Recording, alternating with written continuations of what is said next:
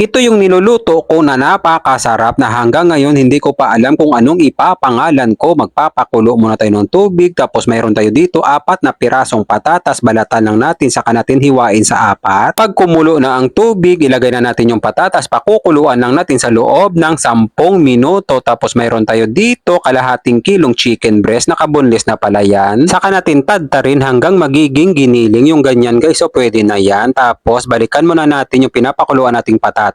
Kapag bumaon yung tinidor, pwede na yan. Saka natin salain, ilipat natin sa isang bowl, timplahan natin ng asin saka paminta. Chicken powder, 2 kutsarita. Gagamit tayo dito ng baso. Yan ang gamitin natin pangdurog sa patatas. Okay lang guys, kahit may buo-buo yung patatas, mas maganda nga yan. Yung ganyang pagkaduro guys, yung may buo-buo pa, okay lang yan. Tapos ilagay na natin yung giniling na manok, dahon ng sibuyas, sibuyas na pula, tapos bawang. Maglalagay din tayo dito 2 kutsarang harina, tapos haluin natin ng baso para hindi tayo mahirapan. Kapag nahalo na natin, gamitan na natin ng kutsara para mahalo talaga natin ng maigi. Kapag nahalo na natin, kumuha lang tayo ng gusto nating size. Pwede kayo gumawa dyan na kahit anong shape na gusto nyo guys. Pwede pa rectangle, pa bilog, pa square, pa diagonal. Nasa sa inyo guys kung anong gusto nyo. Yung sa akin naman, pa bilog na hindi perfect na pagkabilog guys yung ganyan lang guys. So na pagkabilog, pwede na yan. Ganyan para kadami ang kinalabasan guys, marami din. Tapos gagamit tayo dito itlog, 2 piraso, tapos breadcrumbs, harina. Ilagay muna natin sa harina, paliguan natin ng harina, tapos isasawsaw natin sa itlog, tapos ilagay natin sa breadcrumbs. Balutin natin ng maigi guys sa breadcrumbs para magiging malutong, saka natin iprito. Sa pagprito naman, huwag nyong lalakasan ang apoy, alalay lang. Maraming salamat nga pala sa ating mga followers sa palagi nyong panonood. Ingat po kayo palagi diyan kung saang lugar man kayo. Take note lang guys, ang pagpiprito 2 minutes both side lang hanggang magiging golden brown yung ganyang pagkaprito guys.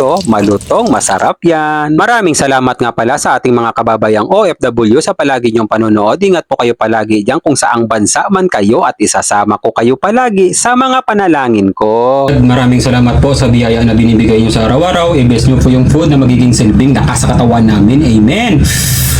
Kain tayo guys, kain Pinas. Ayan malutong.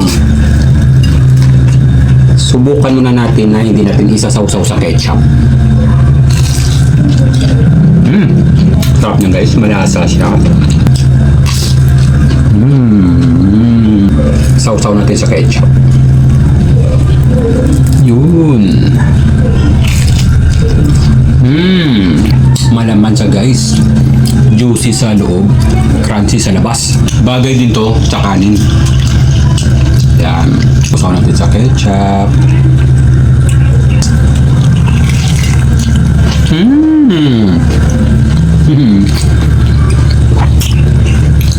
Sarap na. Try nyo to guys ha. Magugustuhan ng buong pamilya nyo to.